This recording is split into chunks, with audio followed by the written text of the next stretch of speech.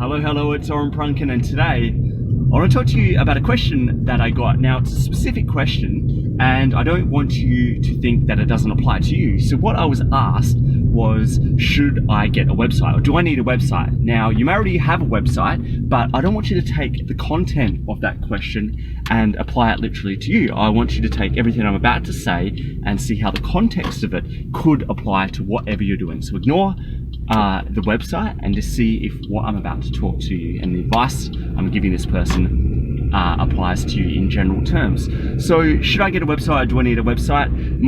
Before I get into everything, my initial answer to that is yes, it's 2019. Even if it's a one-page website that has information about who you are and your credentials and your credibility, I really think everyone in this age needs something just to legitimize them and make sure that you are who you say you are. So you're going out in business and telling people one thing. A website allows that person to go and do their due diligence and check and verify you are who you say you are. So that is my short answer, but my longer answer, and this is what I want everyone, including the person that asked this of me, to think about.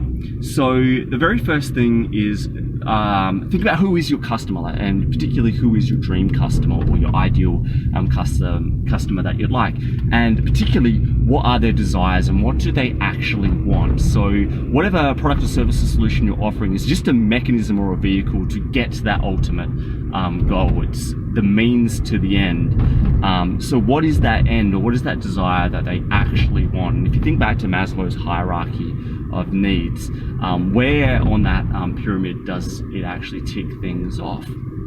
And then from that point, I want you to start thinking about where that person is, particularly geographically, who they are, demographically, what's going on in their head, so their psychographics, and then how they actually behave in terms of how they're going to try and solve or get that desire or that outcome that they're looking for. So then, based on who your customer is, the next question is, where are they? And I know I mentioned geographically. Now, this could be online or offline, but I want you to particularly think about channels, in terms of channels, because people need to be easily reachable. Now, I'm not going to go into all the exceptions of one-off customers, and I know there are exceptions to that, but just in general, you are going to be needing to generate leads and sales for more than one person. So I'm not going to go into that exception. So I want you to think about where these people are, both online and offline, particularly where they're congregating or where they're assembling in mass. So not just a single person on a mountain in Tibet somewhere. I want you to be thinking, are they all on, I'm in the car now, are they all on roads, or are they all on a social media platform, or are they all reading magazines? So on and so forth. Where are these people in terms of channels? But I also want you to think about how aware they are of the desire that they want. And what I mean by that is, are they going and searching for that solution? Or are they scrolling? Now, I'm using the term scrolling because people scroll through, online. It's particularly associated with that. But people scroll through Google or Facebook or what have you. But also people, quote unquote, scroll through life that is going about their daily business, not actively searching for a solution, but they actually may be open to it.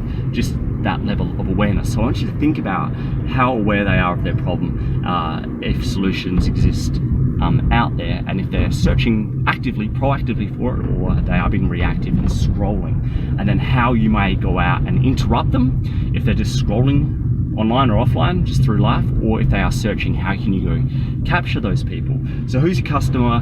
Where are they? Now, I'm talking about channels, not just a single person on a mountain in Tibet, but multiple people or cohorts, congregations, and people where they're being assembled. Where do they actually exist? Now, there's going to be some sort of gatekeeper that's allowing you to get access or not to that. And how are you going to go and approach that person? You're going to pay them in terms of cash money, or you're going to go pay them in terms of another resource, like earn access to that. So we've got who your customer is, where are they, do they have a gatekeeper?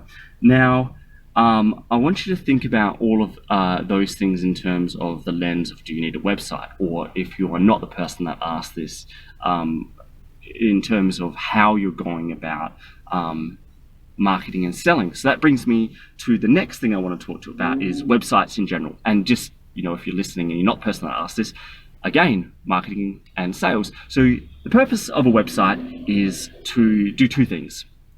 Firstly is to go out and sell someone on becoming a lead. Now, the next one, it's both an and or, is selling someone on the idea of being a customer. Now, your website should do one and or to both of those things.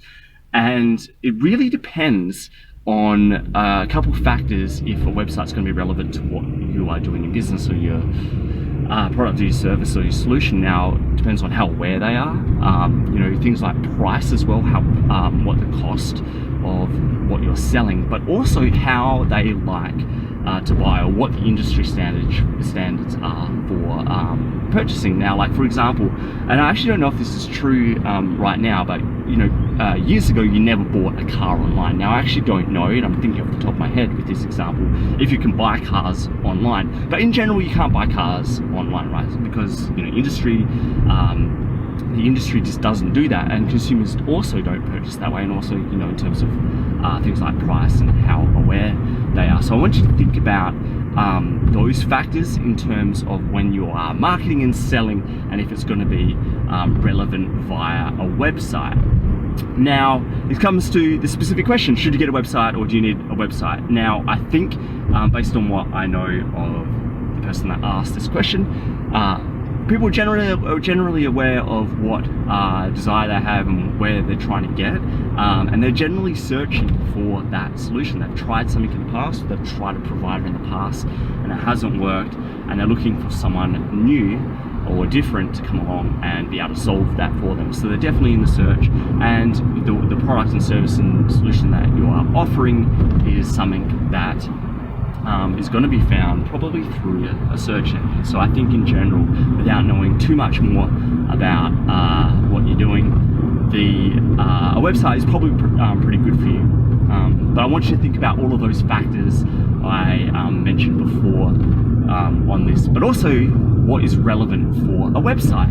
And for all the other people that are listening, I don't want you to think about this in terms of, do I need a website, or do I need or should I have a website? I want you to transplant any other word in there around your marketing and sales. Do I need whatever your question is? And think about all those questions in terms of what is specific for you, and really be clear about all of those questions, and if you actually should be doing what you think you should be doing.